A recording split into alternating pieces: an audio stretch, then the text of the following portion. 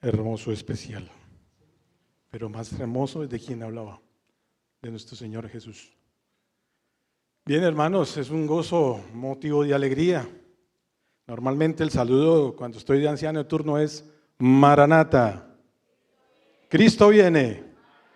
Pero siento la necesidad de decirlo nuevamente. Cristo viene, Maranata, amén. Ese es el sentir de nosotros los cristianos. De hecho, nadie que se precie llamarse cristiano no puede creer en Jesús. Lo debe tener presente en su día a día, en todas las actividades. Pues bien, hoy vamos a hablar de Él. Hay un himno que dice, mi tema será ya en la gloria, hablar de mi Jesús. Y tendremos ese privilegio, lo vamos a tener los redimidos, de contar cuántas cosas hizo Jesús por cada uno de nosotros. Y los ángeles estarán extasiados de escuchar nuestro testimonio. Así que el tema precisamente es ¿quién es Jesús?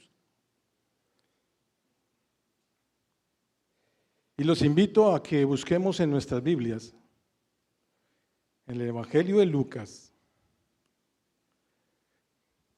en el capítulo 23, y leeremos los versículos del 28,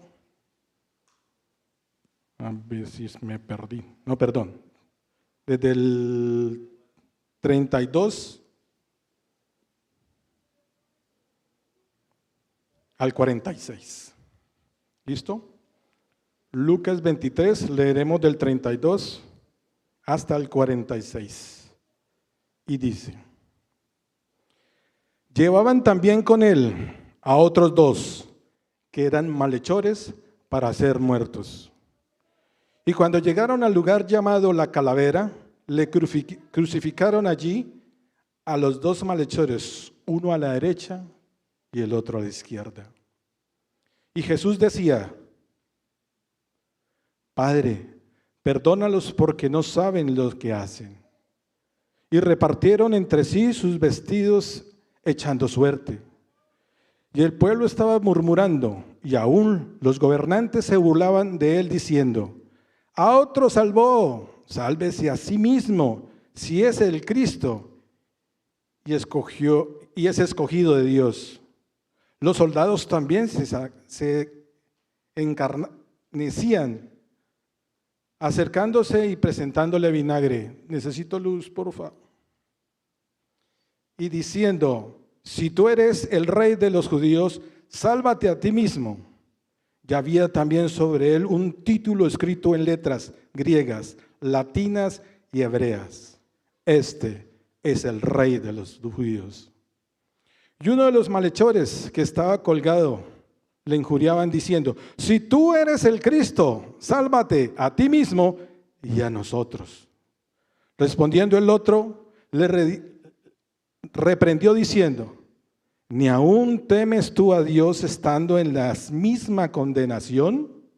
Nosotros a la verdad, justamente padecemos porque recibimos lo que merecieron nuestros hechos, mas este ningún mal hizo. Y dijo a Jesús, acuérdate de mí cuando vengas en tu reino. Entonces Jesús le dijo, de cierto te digo hoy, estarás conmigo en el paraíso. Cuando era como la hora sexta, hubo tinieblas sobre toda la tierra hasta la hora novena, y el sol se oscureció, y el velo del templo se rasgó por la mitad. Entonces Jesús clamó a gran voz diciendo, Padre, en tus manos encomiendo mi espíritu. Y habiendo dicho esto, expiró. 3 años y medio duró el ministerio de Jesús sobre la faz de la tierra. 3 años y medio a partir del día que Juan el Bautista le bautizó allí en el Jordán. Y durante 3 años y medio Jesús estuvo andando en medio de nosotros y conoció muchas personas y personas lo conocieron a él y se relacionaron. Y me encanta que Jesús no perdió la oportunidad de tener contacto con cada ser humano que tuvo la oportunidad. Y cuando él los veía con amor. No los veía en lo que hacían, sino que los veía con amor y el deseo de ayudarles. Porque él vino a salvar y a rescatar lo que se había salvado. Esa era su misión. Y aunque en muchos de esos contactos no fueron exitosos, porque el joven rico, por ejemplo, ¿qué debo hacer para ganar el reino de Dios? Y Jesús, conociendo el corazón, lo llevó a lo máximo y le dijo: vende todo lo que tienes, dáselo a los pobres y sígueme. El joven rico se fue totalmente triste, pero créame que el corazón de Jesús estuvo más triste por la decisión que él tomó. Pero ¿qué hay de un Zaqueo? Personaje que era un parias, un traidor a la patria, cobrador de impuestos, jefe de publicanos, miserablemente millonario. Digo miserable porque con toda la plata que tenía no podía relacionarse con nadie más sino con otros cobradores de impuestos. Y el día que se enteró que Jesús iba a pasar por donde él vivía, en la ciudad que vivía, sintió la curiosidad de ir y verlo, aunque sea de lejos, a Zaqueo. Sin embargo, le fue imposible porque era un gigante en estatura, o sea, muy bajito. Siempre que escucho Zaqueo, me acuerdo de mi hermano Fernando, que es su personaje favorito de la Biblia, con el cual también me identifico. Zaqueo era un personaje que estaba perdido. Sin embargo, él ya había escuchado hablar de Jesús. Había escuchado de los milagros que hacía. Y cuando supo que pasaba por su pueblo, dijo: yo quiero ir, así sea de lejos, verlo. No pudo, la estatura no le daba, la gente le hacía el feo, le cerraban el paso. Por último, se montó a un árbol y dijo: de aquí lo puedo ver. Pero oh sorpresa de Zaqueo.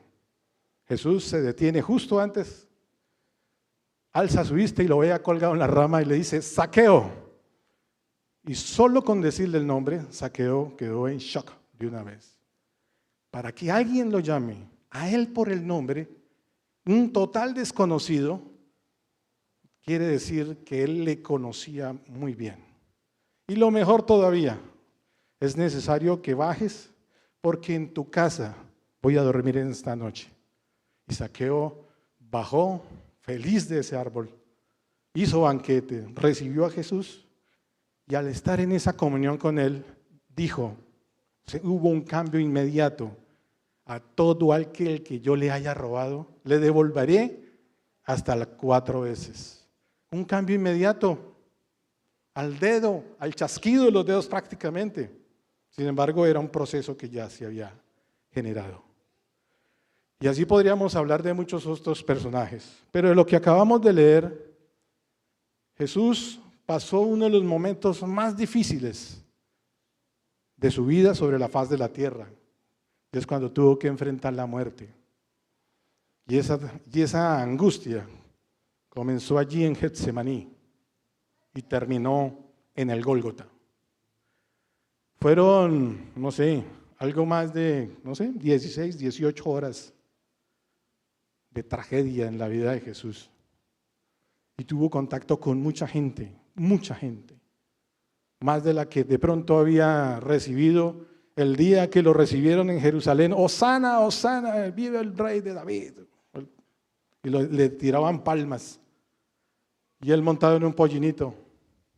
Yo creo que entre Getsemaní y Gólgota hubo mucho más personas que se relacionaron con él y muchas más personas que le vieron.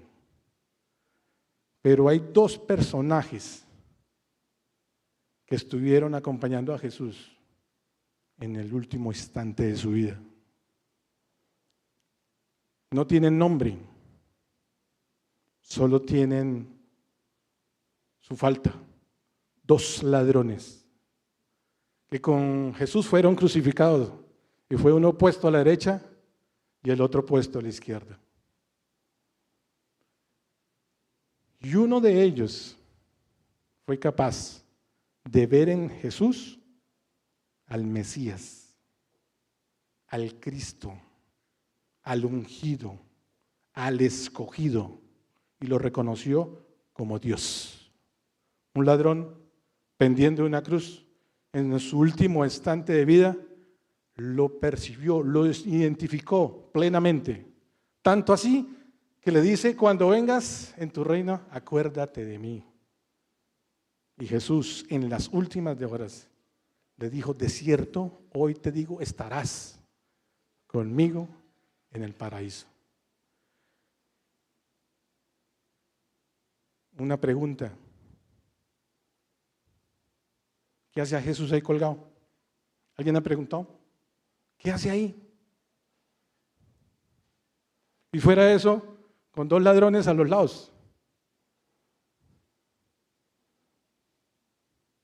¿Qué tenían en común los tres? Oigo, ¿qué? ¿Ah? Exacto, los tres iban a morir. Ese día, ninguno de los tres iba a bajar de esa cruz vivo. O sea, el hecho de estar colgados en la cruz, ya estaban muertos. ¿Qué más había en común entre ellos? Olían a muerte ya, los tres. El cadáver olía a muerte, allí crucificaban gente. ¿Qué más había de común? Los tres seres humanos. Los tres son humanos. Los tres sufren dolor. Los tres sufren escarnio público. Los tres están desnudos públicamente. Los tres están enfrentando la ignominia de un castigo que los romanos eran técnicos. Ahora, ¿cuál es la diferencia que hay entre los tres? Uno era inocente y el otro pecadores. Semejante a humanos, ¿quién era? Cristo. Semejante a humano, no igual a humano. Físicamente igual, semejante, pero semejante ¿en qué? En su apariencia física. Y sin pecado, porque Jesús era Dios, era santo. O sea, el único que era diferente ahí en ese trío era precisamente Jesús. ¿Pero por qué está allá?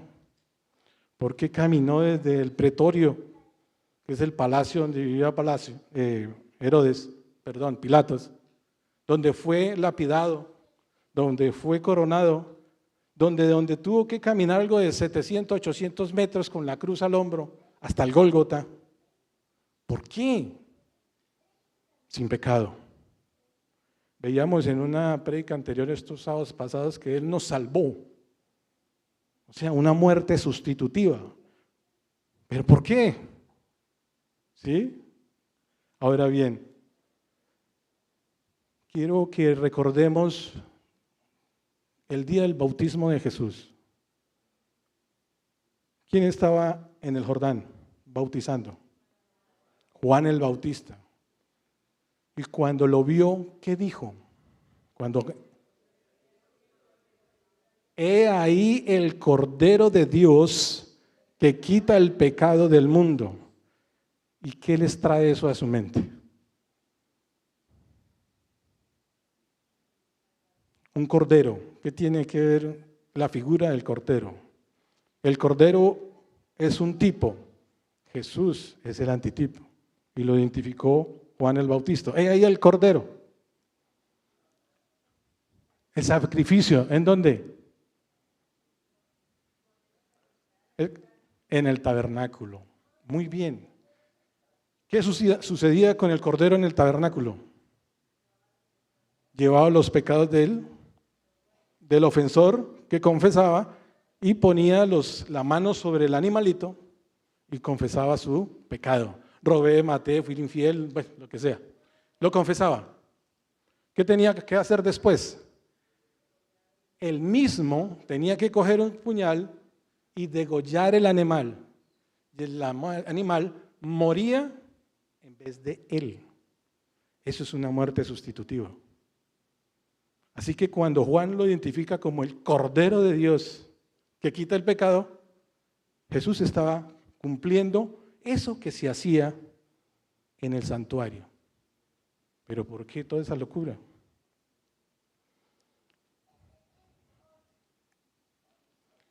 En Jesús hay unos títulos que a veces se enredan. Cristo. ¿Qué es Cristo? Mucha gente asocia la palabra Cristo con haber estado crucificado, pero no. Cristo es de una palabra griega que traduce ungido o Mesías. O sea que cuando decimos Cristo, Jesús es el Mesías, Salvador o sanador. Y resulta que a Jesús le cuelgan porque él se identificó como el Mesías. El pueblo judío de ese entonces esperaban al Mesías, al ungido, al Cristo. Y veían en cada niño primogénito la posibilidad de que fuera ese, el Mesías. Pero cuando llega alguien que nació en Belén Efrata, una población pequeña, de manera humilde, donde la cuna de Jesús fue la batea donde alimentaban a las bestias, a ellos no les cabía en la cabeza que pudiera ser el Mesías. Aún más, ¿de Nazaret podrá venir algo que sirva? O sea, cada vez que Jesús se presentaba y decía que él era el Hijo de Dios, que si querían conocer al Padre, que lo vieran a él, porque era la imagen innata del Padre celestial, constantemente decían blasfemia. No lo aceptaban. Sin embargo, un ladrón en la cruz lo vio como el Mesías, lo reconoció como el Mesías. Así que la nación judía estaba esperando a un Mesías de carácter diferente al que se presentó a través de Jesús. Por lo general, los reyes, cuando iban a ser entronizados, el primer desfile público lo hacían o en caballo o en un asno. El caballo quería decir que iba a ser un gobernante de guerra, conquistador, de esos que esperamos que desenvainen espadas y pudieran rescatar a Jerusalén de Roma, de Israel, de los romanos. Sin embargo, cuando Jesús se presenta en lo que conocemos como el Domingo de Ramos, él se presentó en un pollino, y eso quería decir que su reinado iba a ser pacífico, justo, amoroso, muy diferente a lo que ellos esperaban. Sin embargo, el pueblo de Israel tenía pistas a granel. Una de ellas, Isaías 7:14, nos dice: por tanto el Señor mismo os dará señal. He aquí que la Virgen concebirá y dará a luz un hijo, y llamará su nombre Emmanuel, Dios con nosotros. Una profecía. Y están por celebrar ahorita en diciembre esta situación otra vez, y nuestros jóvenes están haciendo un programa de Navidad, así que están invitados, recordando esa situación.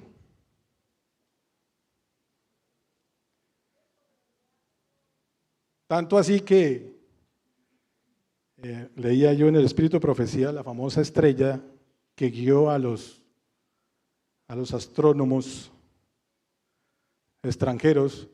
La tal no era una estrella, era un grupo de ángeles que estaba guiando a estos personajes a rendir homenaje al niño Jesús, a Emmanuel, a Dios con nosotros. Entonces, tenemos que Miqueas 5:2 dice en dónde iban a ser ese Mesías.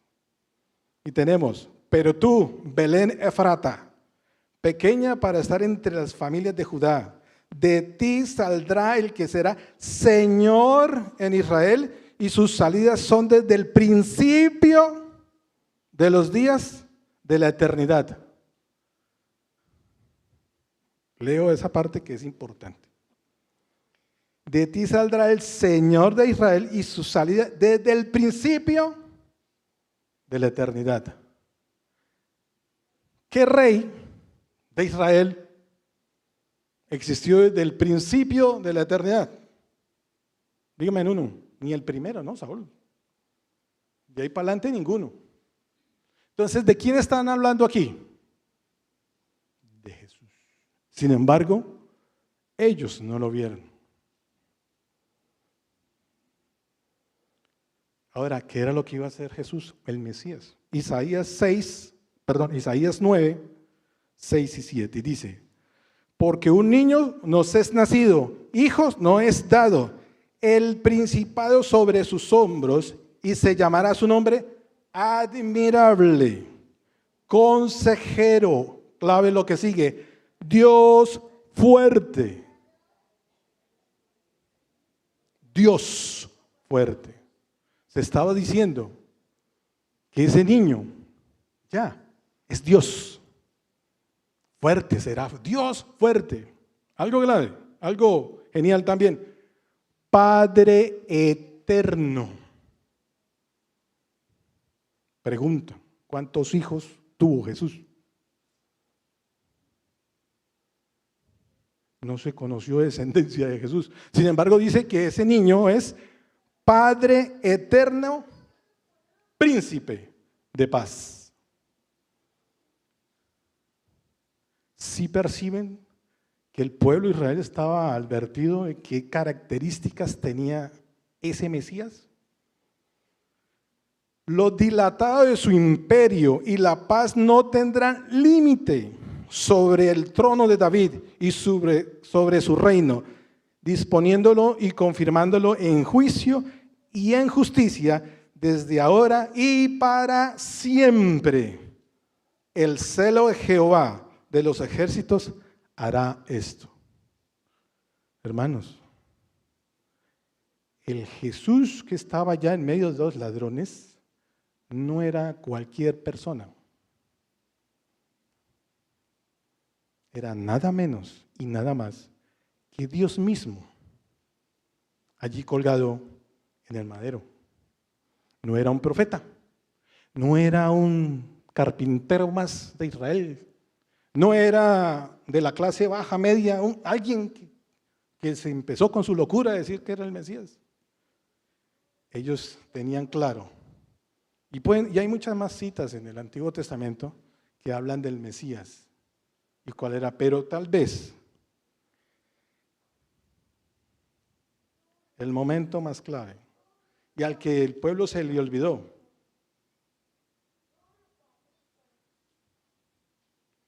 lo encontramos en Isaías. Lo tengo perdido. Isaías 53, conocido como el siervo sufriente. Y esto, pónganle atención a lo que vamos a leer, porque esto es la clave. ¿Por qué Jesús murió allí en la cruz? ¿Quién ha creído en nuestro anuncio? ¿Y sobre quién se ha manifestado el brazo de Jehová? Subirá cual renuevo delante de él, y como raíz de tierra seca, no hay parecer en él y hermosura. Le veremos más sin atractivo para que le deseemos. O sea, Jesús no era mono y claro, fornido, totalmente sin gracia. Lo que era atractivo en él era su divinidad, el trato de las personas. Despreciado y desechado entre los hombres, varón de dolores, experimentado en quebranto y como que escondimos de él el rostro, fue menospreciado y no lo estimamos. Ciertamente llevó él nuestras enfermedades y sufrió nuestros dolores. Y nosotros le tuvimos por azotado, por herido de Dios y abatido. Que era lo que se hacía con el cordero sacrificial. Se confesaban los pecados, se le transferían los pecados al cordero y era sacrificado.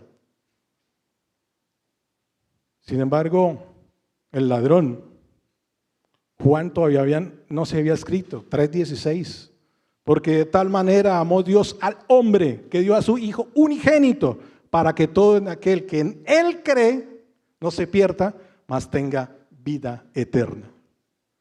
Y el ladrón eso ya lo puso en práctica, creyó en Él y no verá muerte eterna. No se sabe si entre las primicias el ladrón pudo haber resucitado. Recuerden, cuando Jesús ascendió al cielo, hubo muchos personajes que resucitaron y fueron las primicias llevadas al cielo. Es posible que este ladrón esté ahí o esté esperando la segunda venida de Cristo. Mas Él herido fue por nuestras rebeliones, molido por nuestros pecados, y castigo de nuestra paz fue sobre Él, y por sus llagas fuimos nosotros curados. ¿Cómo puede una llaga, un dolor, curar? Sin embargo, la paga de la muerte es pecado. Y es una muerte sustitutiva. Y por esa muerte de ese Dios, allí en la cruz, es que tú y yo tenemos la oportunidad de vivir en la eternidad. Todos nosotros nos descarriamos como ovejas, cada uno se apartó por su camino, mas Jehová cargó en él el pecado de todos nosotros. Jesús allí en la cruz estaba cargando por todos los pecados que se habían confesado hasta ese momento, los que se confesaron después de ese momento y los que hemos confesado hoy o ayer en nuestras oraciones en el devocional. Es decir, cada vez que tú y yo pecamos y los confesamos, ese pecado cae sobre Jesús allá en el Gólgota. Angustiado él y afligido, no abrió su boca, como cordero fue llevado al matadero, y como oveja delante de sus trasquiladores, enmudeció y no abrió su boca. Por cárcel y por juicio fue quitado, y su generación, ¿quién la contará? Porque fue cortado de la tierra de los vivientes, y por la rebelión de mi pueblo fue herido. Y se dispuso con los impíos su sepultura, mas con los ricos fue en su muerte, aunque nunca hizo maldad, ni hubo engaño en su boca. Como todo esto, Jehová quiso quebrantarlo, sujetándolo a padecimiento. Cuando haya puesto su vida en expiación por el pecado, verá, y aquí está la recompensa para Jesús, por ese sacrificio. Y esa recompensa también es extendida a quienes confesamos nuestros pecados, le seguimos y le servimos. Verá el linaje, vivirá para largos días, y la voluntad de Jehová será en su mano prosperada. Verá el fruto de la aflicción de su alma y quedará satisfecho por su conocimiento. Justificará mi siervo justo a muchos y llevará las iniquidades de ellos. Por tanto, yo le daré por parte con los grandes, y con los fuertes repartirá despojos, por cuando derramó su vida hasta la muerte, y fue contado con los pecadores, habiendo él llevado el pecado de muchos y orado por los transgresores. Orado. Eso se les olvidó al pueblo de Israel. Ese era el Mesías. Y muchas veces a nosotros hoy se nos olvida también quién es Jesús, quién es el que está allá en la cruz. Y muchos de nosotros podemos llegar a pensar como el otro ladrón: si tú eres el Cristo, sáname esta enfermedad. Si tú eres el Cristo, que me vaya bien en este negocio, aunque es como medio turbio. Si tú eres el Cristo, sáname de esta locura en la que vivo por tomar malas decisiones. Si tú eres el Cristo, sálvame, sálvame.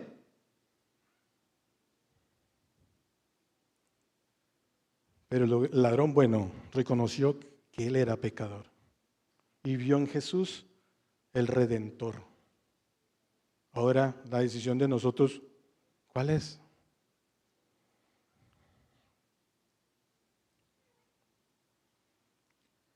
Una clave más de saber quién es el que estaba en medio de esos dos ladrones. Lo vemos allí en Salmos 6, 10, que nos dice: porque no dejarás mi alma en el Seol, ni permitirás que tu santo vea corrupción. Si yo les digo a ustedes, así abierta y descaradamente y sin dolor, que Jesús bajó al infierno, ¿ustedes me creen?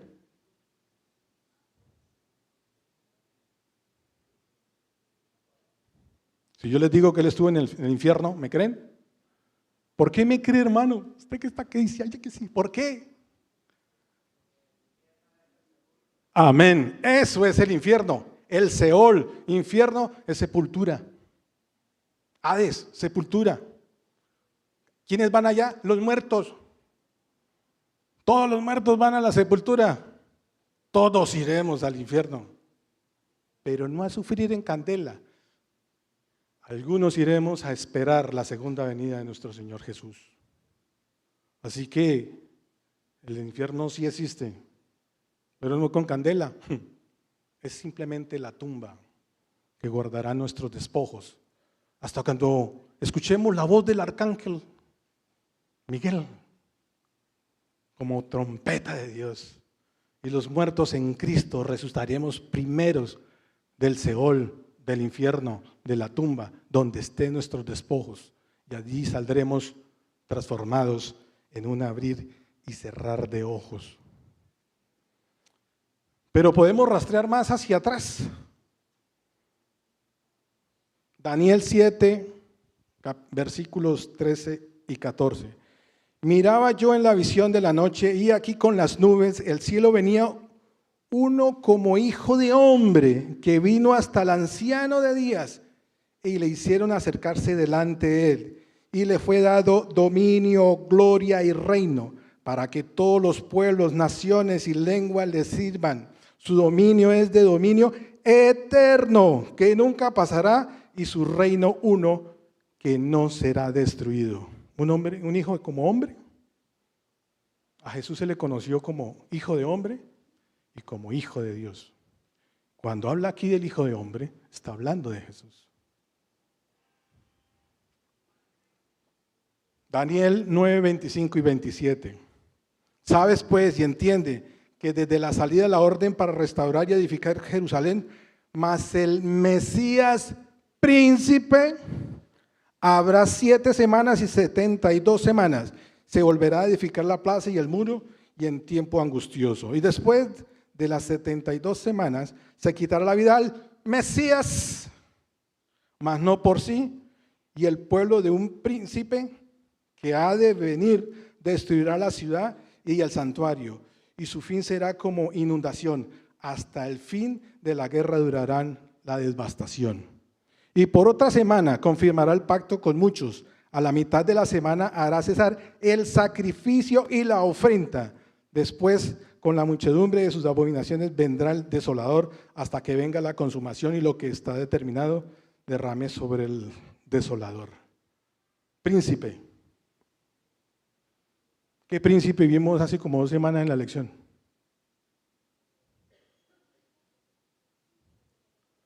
Josué, ¿es de los nuestros o es enemigo? ¿Y qué dijo el soldado que tenía su espada desenvainada y caracterizado como un guerrero? ¿Qué dijo?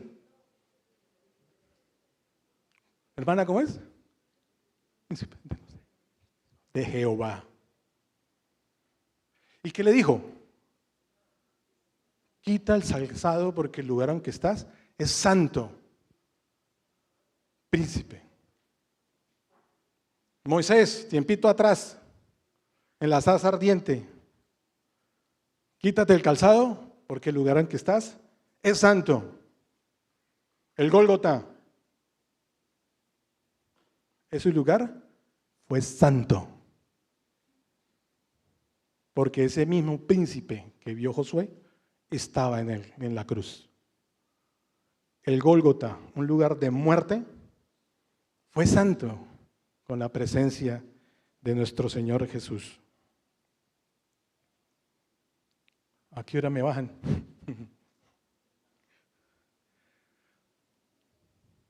Pero hermanos, listo.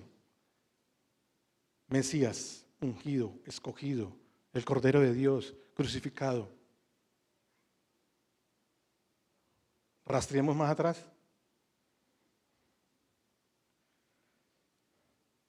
Nos podemos ir un poquitico más atrás, un poquitico nomás. Nos vamos para Génesis. No más, aquí no más.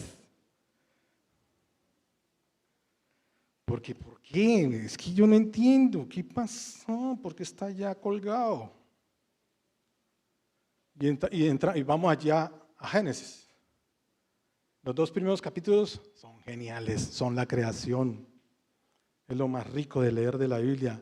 Los 2 primeros capítulos y los últimos 2 en Apocalipsis. Son los 4 capítulos que podemos decir que son ricos de leer. Pero leamos el 3er capítulo de Génesis. Y allí sucedió la tragedia más grande que le ha podido pasar a la humanidad. No sé si las 2 guerras mundiales es lo peor. No sé si el accidente allá de Chernobyl fue terrible, o los 40 años de Armero fue terrible, o no sé qué otra cosa se puede usted imaginar que es terrible. Pero ahí en Génesis 3 se produjo lo más terrible que le ha pasado al ser humano. Y es cuando el ser humano pecó. Pregunta, ¿qué es pecar? Apartarse de Dios. Muy bien. Entrar en contra de la voluntad de Dios. Ok. Si Dios es la vida, ¿cierto? Porque Él da la vida. Si existimos, si estamos en esta sala, es porque Dios nos dio vida. Quiso que tú y yo estuviéramos hoy aquí. Nos está dando vida. Y apartarnos de Dios, no querer nada con Él, decir que Jesús no es Dios, por ejemplo, eso es una cosa de apartarse de Dios. Poner en tela de juicio su divinidad, creer que es un humano más, es apartarse de Dios. No querer estar en la presencia de Dios, no querer la voluntad de Dios, es apartarse de Dios. Y Adán y Eva hicieron eso, desobedecieron, se apartaron, quisieron ser como dioses, porque los engañaron.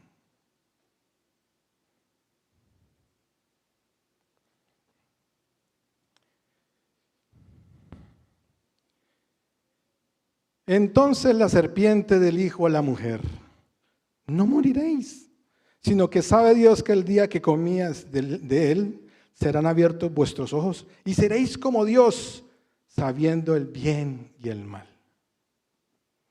Y vio la mujer que el árbol era bueno para comer y que era agradable a los ojos, y el árbol codiciable para alcanzar la sabiduría, y tomó de su fruto y comió. Y dio también a su marido, el cual comió así como ella. En estos días también, la lección pasada nos hablaba de un personaje que hizo lo mismo. Se apartó de Dios, se apartó del pacto de Dios. Los despojos de Jericó son para mí, son anatema. Pero Acán, ¡ay! Ese gobelino es tan lindo. Ese oro. Lo que puedo hacer con esa plata. Lo codició, lo tomó y lo metió dentro de la casa. Adán y Eva les pasó, es lo mismo. Entonces fueron abiertos los ojos de ambos y conocieron que estaban desnudos. Entonces cosieron hojas de higuera e hicieron delantales. Ahí estamos nosotros los seres humanos. Cuando cometemos pecados, cuando nos damos cuenta que hemos pecado, pretendemos arreglarlo a nuestra manera. Cosemos delantales de higuera. Y de paso nos escondemos de la presencia de Dios. Y oyeron la voz de Jehová Dios que se paseaba en el huerto, el aire del día. Y el hombre y la mujer se escondieron de la presencia de Jehová, Dios entre los árboles, se escondieron de la presencia de Dios dentro de los árboles. Hermanos, cuando nosotros pecamos, así, a conciencia, no dan ganas de venir a la iglesia. No dan ganas de orar. No dan ganas de estudiar la palabra de Dios. No dan ganas absolutamente de nada. No queremos estar en la presencia de Dios. Mas Jehová Dios llamó al hombre y le dijo: ¿dónde estás tú? Y él respondió: oí la voz en el huerto y tuve miedo, porque estaba desnudo y me escondí. Ahí se delató, se echó a botes, como decimos por aquí. Tantas veces había estado Dios en medio de ellos y ellos no sabían que estaban desnudos, ni le tenían miedo. Al contrario, era una relación de camaradería. Sin embargo, cuando pecaron, se escondieron y fuera de eso le dicen: no, es que nos dimos cuenta que estábamos desnudos. Y empezamos a justificar: no, yo no voy a la iglesia porque es que, los porque es que. Y Dios le dijo: ¿quién te enseñó? Empieza la investigación de parte de Dios. ¿Quién te enseñó que estaba desnudo? ¿Has comido del árbol del que yo te mandé que no comieras? Ahí ya quedó en evidencia pública, ¿no? Y el hombre respondió: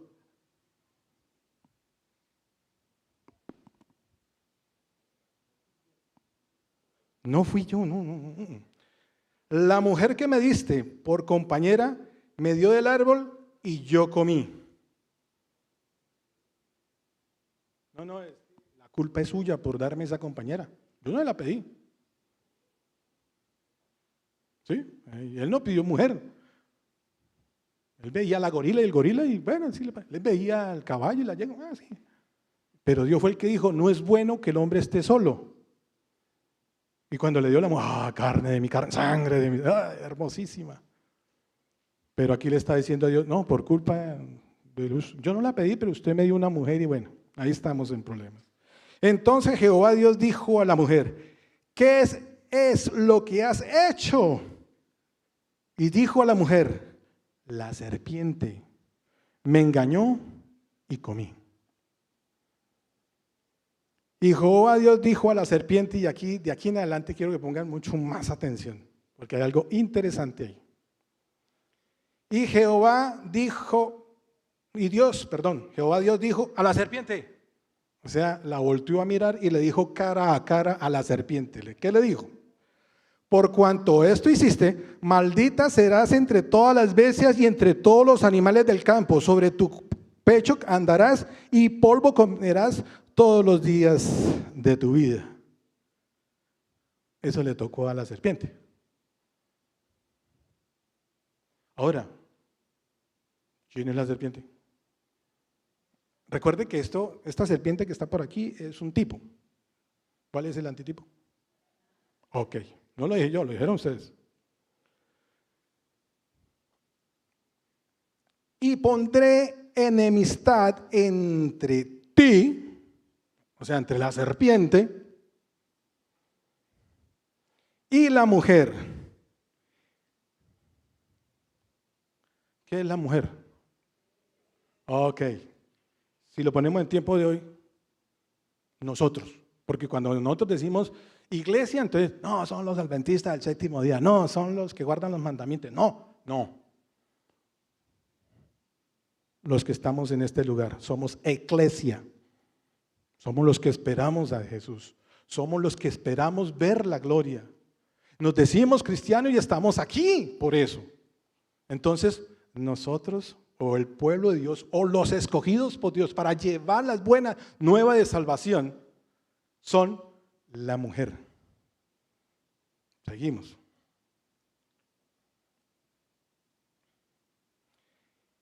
Y pondré enemistad entre ti y la mujer, y entre tu simiente, y la simiente suya, de la mujer.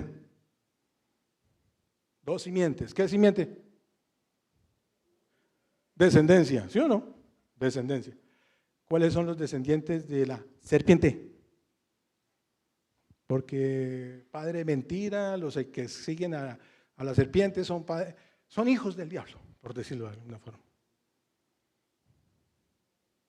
Y los que seguimos a Jesús, a la iglesia, nosotros somos hijos, la simiente de la mujer. Ok. Y aquí hay algo clave. Esta te herirá en la cabeza. ¿Quién es esta? ¿La simiente de quién? De la mujer, de la iglesia. La simiente de la iglesia. Listo, dejémoslo ahí, un momentico. Esta te herirá en la cabeza y tú le herirás en el calcañal o en el talón. Entonces, ahí hay dos simientes. ¿Cuál sería la simiente de la mujer? Porque esa simiente tiene capacidad de aplastarle la cabeza a la serpiente.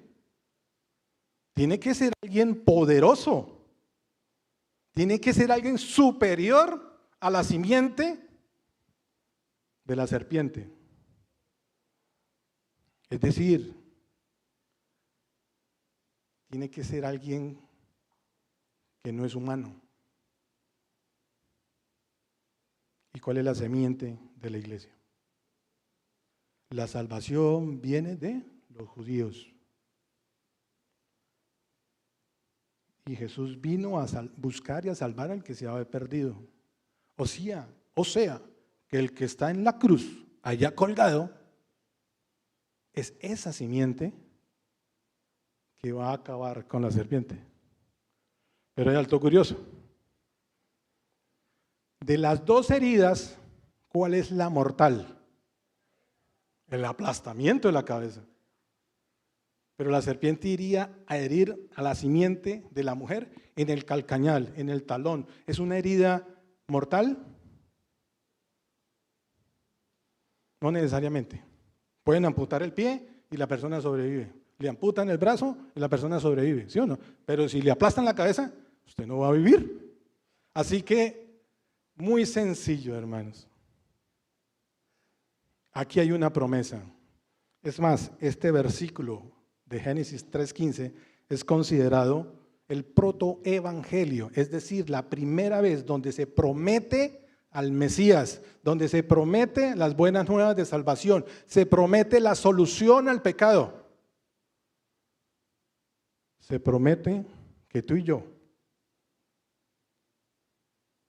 si somos cristianos fieles, creemos en el que murió allá en la cruz, podremos tener vida eterna. Y todo ser humano que ha pisado la faz de la tierra tiene en su ADN el deseo de ser eterno. Todos. Nadie quiere morir. Aún el que se suicida tampoco quiere morir. Y lo hace para vengarse o poner a sufrir a alguien más. Pero en el desespero se suicida. Pero nadie quiere morirse. Jesús no quería morirse. Allá en Getsemaní sufrió, sudó sangre. Le dijo al Padre, si es posible, inventémonos otro método, pero no o pásenme esa copa. Él tuvo miedo, pánico, paniqueado totalmente. Así, mis hermanos, la promesa de que el pecado tiene solución y tiene fecha de vencimiento, la encontramos en Génesis 3:15. Ahora, volvamos a Lucas 23. Y vamos un poquitico más adelante, porque el 46 del 23 dice: entonces Jesús clamó a gran voz diciendo: Padre, en tus manos encomiendo mi espíritu. Y habiendo dicho esto, expiró. El diablo cumplió lo que tenía que hacer: matar al Mesías. Lo hirió en el calcañal. ¿Cómo sabemos que lo hirió en el calcañal? Muy sencillo, hermanos. Lo que fue nuestra lectura bíblica, que está en Lucas 24, 6 y 7, ¿no? No está aquí, sino que ha resucitado. Acordaos de lo que os habló cuando aún estaba en Galilea, diciendo: es necesario que el Hijo del Hombre sea entregado en manos de los hombres pecadores y que sea crucificado y resucite al tercer día. La muerte de Jesús en el Calvario, en el Gólgota, no tendría valor alguno si Jesús no resucita. El día en que a la serpiente se le desdibujó la cara y entró en pánico, porque él está paniqueado, fue cuando Jesús resucitó. Ese día la serpiente supo que estaba vencido y que el que salió de la tumba le va a aplastar la cabeza. Hermanos, tu vida, tu salvación costó más o menos 5 litros de sangre que hay en el cuerpo humano.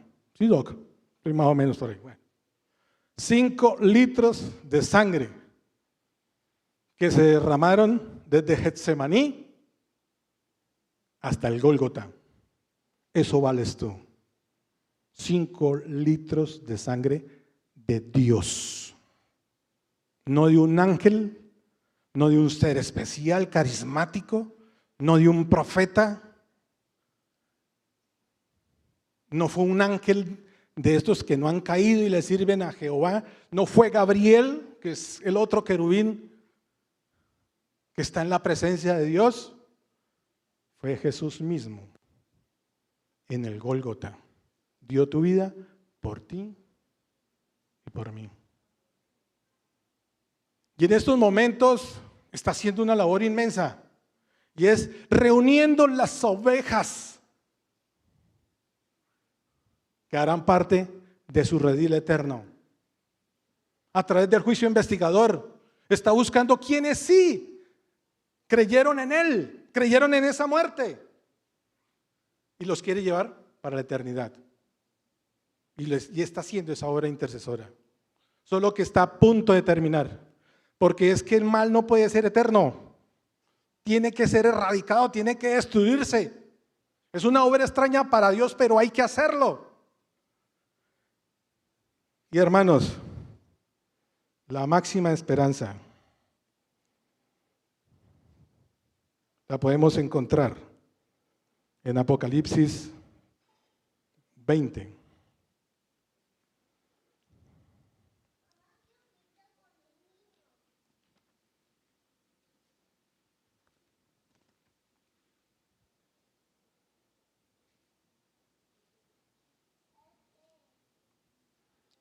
Apocalipsis 20,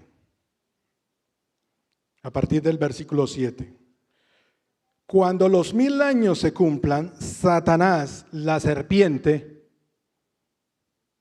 será suelto de su prisión y saldrá a engañar a las naciones que están en los 4 ángulos de la tierra, a Gog y a Magog, y al fin de reunirlos para la batalla, el número de los cuales es como la arena del mar. Hermanos, los malos en este mundo son muchos. Pero los redimidos somos millares.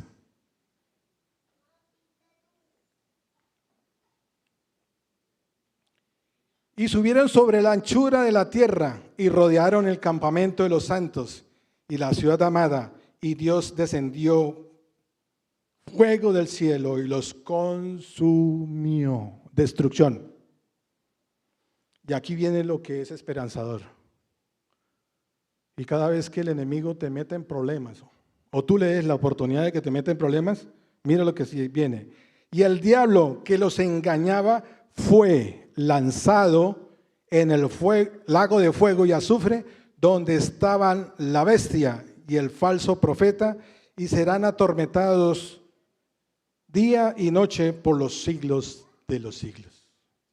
Hermanos, ese siglo por los siglos no es que sea eterno, sino hasta que se consuman totalmente y las consecuencias son eternas. Es decir, no habrá más mal, no habrá más diablo, no habrá más Satanás, no habrá más imagen de la bestia, no más bestia, no más falsos profetas y todos aquellos que nos han perseguido y perseguirán. Para ellos está destinado el lago de azufre y fuego, y fue consumidor. Es decir, el pecado entró, sí, se pagó el precio, sí, y las consecuencias son para quienes estemos dispuestos a aceptar ese sacrificio del que estuvo en el Gólgota e hizo santo en lugar de muerto.